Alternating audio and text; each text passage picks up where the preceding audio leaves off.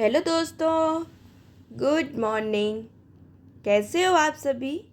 उम्मीद करती हूँ आप सभी स्वस्थ होंगे, मस्त होंगे, दुरुस्त होंगे।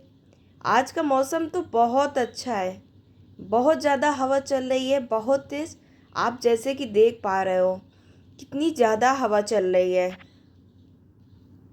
जब मौसम अच्छा होता है तो उठने का मन ही नहीं करता है। लगता है बस सोते रहो, उठो ही ना।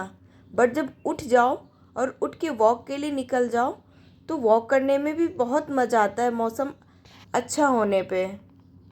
आप सबको जैसे कि मैं अपने डेली रूटीन के बारे में दिखाती हूँ, तो मैं सुबह उठ के अपने डेली रूटीन के काम किए और वॉक किया। वॉक करने के बाद मैं पार्क में आ गई। पार्क में एक्सरसाइज की। एक्सरसाइज के साथ साथ योगा किया।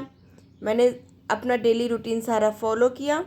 उसके बाद फिर आज कुछ देर पार्क में ही हम लोग बैठे, वहाँ पे कुछ टाइम तक बातें की, फिर घर गए। आज एक्सरसाइज करने में तो बहुत आलस आ रहा था। मन ही नहीं कर रहा था कि एक्सरसाइज करूं। बस मन कर रहा था बैठ जाऊं। इतनी ठंडी ठंडी सी हवा चल रही है, या घर जाके सो जाऊं फिर से। तो आते हैं फिर आज अपने वीडियो पे और एक नई जानकारी के साथ। आज मैं आपको बताऊंगी कि हमें स्लीप डिस है तो ज़मीन में सोना चाहिए या नहीं सोना चाहिए, हमें ज़मीन में बैठना चाहिए या नहीं बैठना चाहिए, और सबसे मुख्य बात, हमें लंबर बेल्ट का उपयोग करना चाहिए या नहीं करना चाहिए, और करना चाहिए तो कितने टाइम के लिए करना चाहिए और किस किस समय करना चाहिए।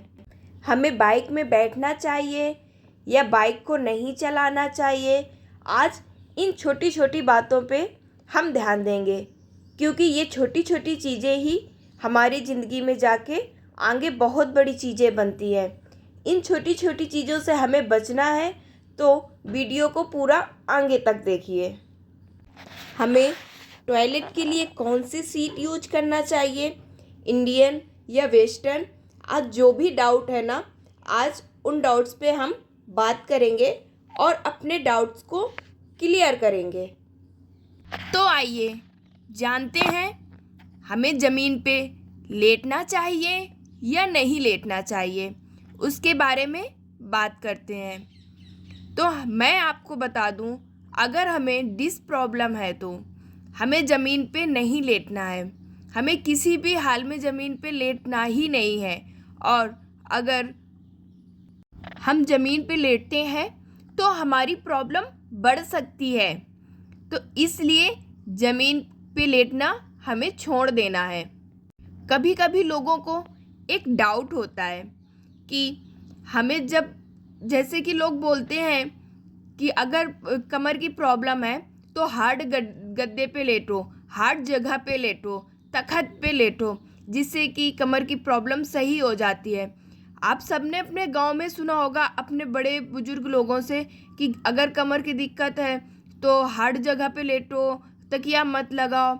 ये सारी छोटी छोटी चीज़ें, तो आज हम जानते हैं कि ये सही है या गलत है। तो मैं आपको बता देती हूँ, कमर की प्रॉब्लम में हमें कभी ज़मीन पे नहीं लेटना, और हमें ऐसा गद्दा यूज करना है जो कि ना ज़्यादा सॉफ्ट हो और ना ही ज़्यादा हार्ड हो, जिससे कि हमारी कमर का जो पोस्चर है वो सीधा बना रहे। अगर हम करवट लेके लेटते हैं, गद्दा बहुत ज़्यादा सॉफ्ट है, तो हमारी कमर नीचे को जाएगी अंदर, और उसमें हमारे कमर का जो स्पाइन का पोस्चर है वो चेंज होगा। तो उस कंडीशन में पेन हमारा बढ़ सकता है। हमें कोशिश करना है कि हम जब भी लेटें तो हम सीधे होके लेटें। हम गर्दन के नीचे एक छोटा सा नॉर्मल तकिया रख सकते हैं, और अपने थाइयों के नीचे एक पतला तकिया रख सकते हैं। हमें बिल्कुल पैरों को सीधा करके नहीं लेटना है। अगर हम पैरों को सीधा करके लेटेंगे तो हमारी जो कमर की मसल्स है उसमें खिंचाव होता है और दर्द बढ़ने के चांसेस बढ़ जाते हैं। तो इसलिए हमें बिल्कुल सीधे होके भी नहीं लेटना है। मैं आपको अपना एक शॉर्ट वीडियो शेयर करूँगी, जिसमें मैं आपको बताऊँगी कि एक्चुअल में हमें कैसे लेटना, कैसे उठना और बैठना है। जब आप सर्जरी करवाते हैं या किसी ने सर्जरी करवाया होगा तो आप उससे पूछिएगा, डॉक्टर हमें कैसे उठने और बैठने, लेटने के लिए बताते हैं। तो वो मैं आपसे शेयर करूँगी। 1-2 दिन में मैं वीडियो डालूँगी, आप उस वीडियो को देखिएगा। अगर आपको डिस्क प्रॉब्लम है या आपको कमर की कोई भी प्रॉब्लम है तो प्लीज़ आप वैसे ही उठिए, बैठिएगा, जिससे कि हमारी कमर का दर्द ना बढ़े और जल्दी से ठीक हो जाए।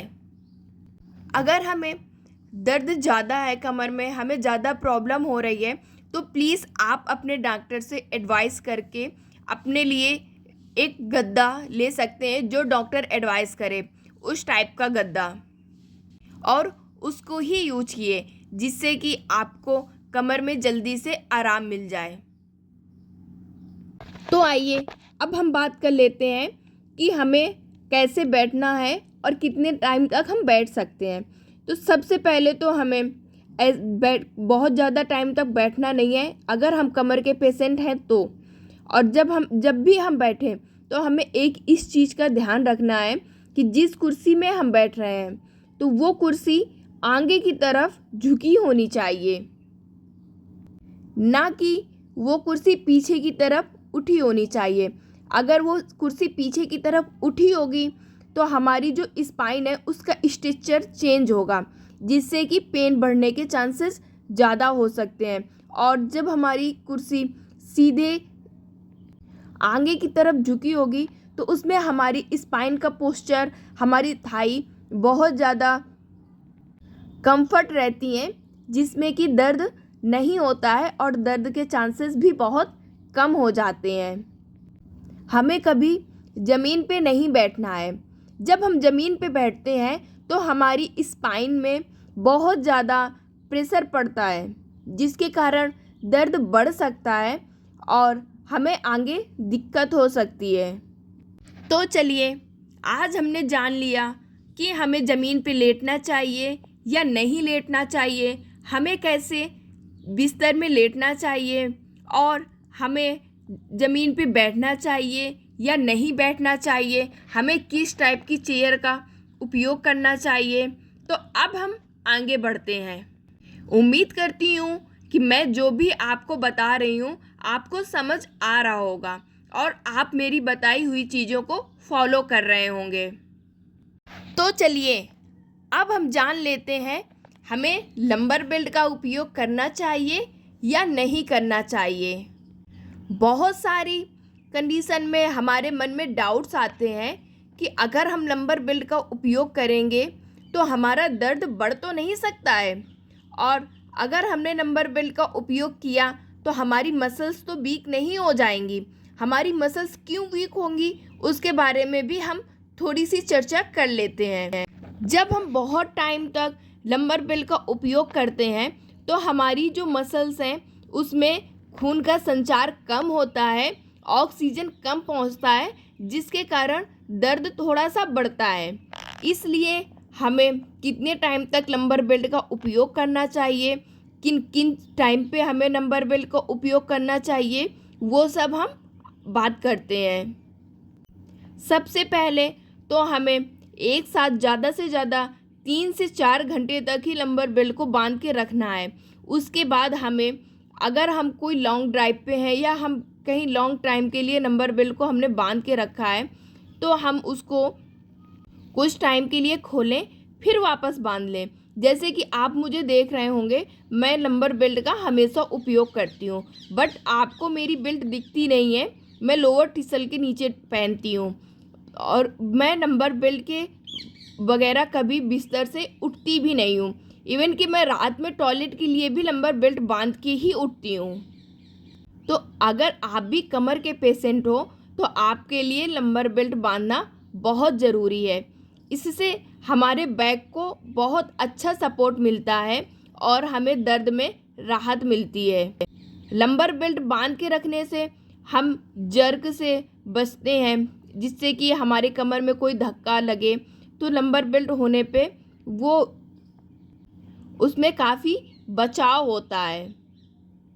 हम जब सुबह वॉक के लिए निकलते हैं, आपकी सर्जरी नहीं हुई है, आपको नॉर्मल कमर का दर्द है, तो भी आप लंबर बेल्ट का उपयोग कीजिए।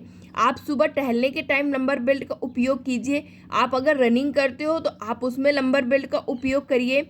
आप एक्सरसाइज करते हो या कार्डियो करते हो, आप उसमें लंबर बेल्ट का उपयोग कीजिए, ताकि आपकी कमर पे झटका या प्रेशर कम लगे और लंबर बेल्ट हमें कमर पे सपोर्ट रखे। चलो अब हम जान लेते हैं कि हमें बाइक स्कूटी में बैठना है या नहीं बैठना, हमें इनको चलाना है या नहीं चलाना। तो ये हमारी कंडीशन पे डिपेंड करता है, बट जितना ज़्यादा से ज़्यादा हो सके हमें बाइक स्कूटी में बैठना, चलाना अवॉइड करना है। और बहुत लॉन्ग ड्राइव पे नहीं चलना, बहुत लंबे समय तक हमें बाइक स्कूटी में नहीं बैठना। हमें ऐसी जगह पे बैठना है जहाँ पे हमारे बैक में हमेशा सपोर्ट रहे। और जब भी अगर आप कमर के पेशेंट हो तो बाइक स्कूटी में लंबर बेल्ट का प्रयोग करके ही बैठिए, जिससे कि कमर में अच्छा सपोर्ट बना रहे। और ज़्यादा से ज़्यादा इसमें बैठना अवॉइड करें तो ही अच्छा है हमारे हेल्थ के लिए। उम्मीद करती हूँ कि मैं जो भी आपको जानकारी देती हूँ आपको पसंद आती होंगी। प्लीज़ आप मेरे वीडियो को ज़्यादा से ज़्यादा शेयर कीजिए, ताकि कमर की प्रॉब्लम जिसको भी है तो उसको इस कमर की प्रॉब्लम से आराम मिले और वो मेरे वीडियो को देख के मोटिवेट हो। वो मेरे वीडियो को देख के मोटिवेट होगा, मुझे कमेंट्स करेगा, मेरे वीडियो में जितने व्यूज़ आएंगे तो उसे देख के मैं भी मोटिवेट होंगी और आपके लिए एक नया वीडियो बनाती रहूँगी। तो आज के वीडियो के लिए बस इतना ही। मिलेंगे कल नए अगले वीडियो में एक नई जानकारी के साथ। मेरे वीडियो को ज़्यादा से ज़्यादा लाइक कीजिए, कमेंट्स कीजिए, अपने फैमिली फ्रेंड्स के साथ शेयर कीजिए और मेरे चैनल में नए हैं तो चैनल को सब्सक्राइब कर लीजिए, ताकि नया वीडियो अपलोड होते ही आप सब तक नोटिफिकेशन मिल जाए और आप वीडियो को एंजॉय कर सकें। आज के लिए बस इतना ही। उम्मीद करती हूँ आपको मेरा वीडियो पसंद आया होगा। मिलते हैं कल अगले वीडियो में, जब तक के लिए थैंक यू।